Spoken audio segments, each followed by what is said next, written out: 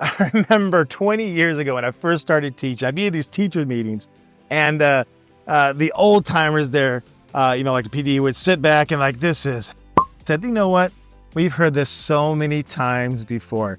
This is the exact same thing they were talking about 5 years ago, 10 years ago, 15 years ago. It is just repackaged in another way.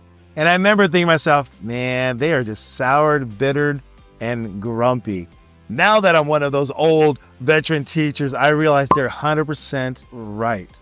There are so many things that come to us every 5, 10, 15 years that are identical to what we did before, just packaged another way. Now, it can be frustrating, and sometimes it is frustrating. But here's what you got to understand.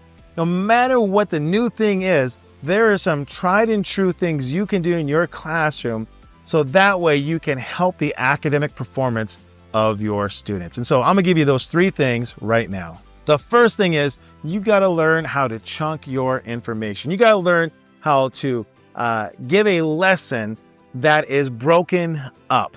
So the mistake that many teachers can make is that they have a lesson material they need to cover.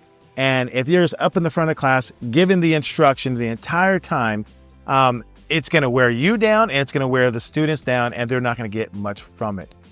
But if you're able to, put a little bit of variety or mix things up, giving us smaller little pieces, it's going to make it easier for everybody. And so it's called chunking. So I'll give you an example here. If I have to, let's say we're reading a book, and whatever the book's going to be, I don't know. I haven't read one of those school books in a long time. To Kill a Mockingbird, okay? And after To Kill a Mockingbird, what I would do is I might start out the class period, and we're probably going to read the book for a couple of weeks or months. I would start out the class period by giving a quick little question that they would have to answer. Maybe a philosophical question about whatever else it might be, something connected with the book. And we might spend 10, 15 minutes on that one.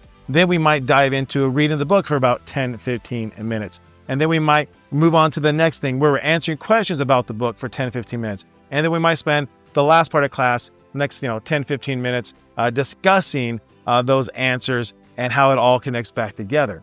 But see what happens, we could just read the book the entire class period. But that, I'm telling you, people are going to zone out. You're going to zone out. And so kind of the rule of thumb I would like to say is that about every 10, 15 minutes, you want to change something, alter something. If you're able to chunk the information to give to your students, to implement, to have them learn, you're going to find more success that way. The second thing is, man, this is a gem right here. Get yourself a good timer. A timer that students can see. Now, this idea of a timer, where I really first started really believing in the power of a timer is when I remember going with my wife to CrossFit. Now, she was more of a CrossFit fanatic than I was. And I'll be honest with you, I was never really much into fitness. But when I did go with her to CrossFit, they always had a timer going, either counting down, counting up, something, right? And what I found myself, as well as the rest of the class, that timer created a sense of urgency.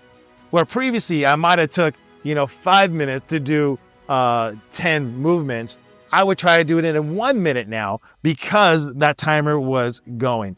That timer creates urgency. The same thing in your classroom.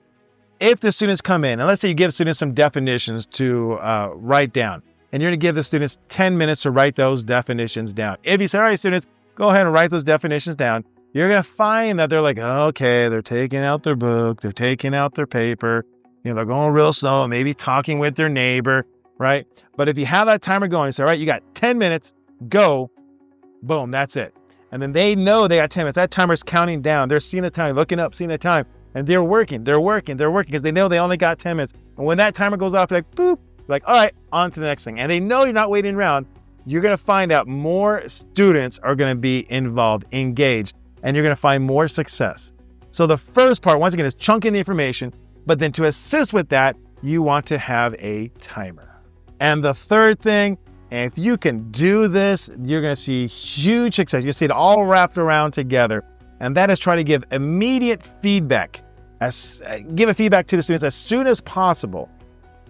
In my class, we'll take notes. Notes are kind of like a standard thing that we do in my class. And the way I structure my notes is that usually one period, students will earn about 20 points in one period, all right? Just the way the timing works and everything else. And that's kind of where I kind of guide things at. And so what will happen is as we go through, first of all, I got the chunking information going on. I'm breaking up the notes. Either there are some questions, some interactions, some reading out of the book, some other stuff, response, whatever you want to call it. We're chunking the information up. And then I have the timer going to keep track of things, create that urgency. But then to wrap it all up at the end, what I do is I give students their scores.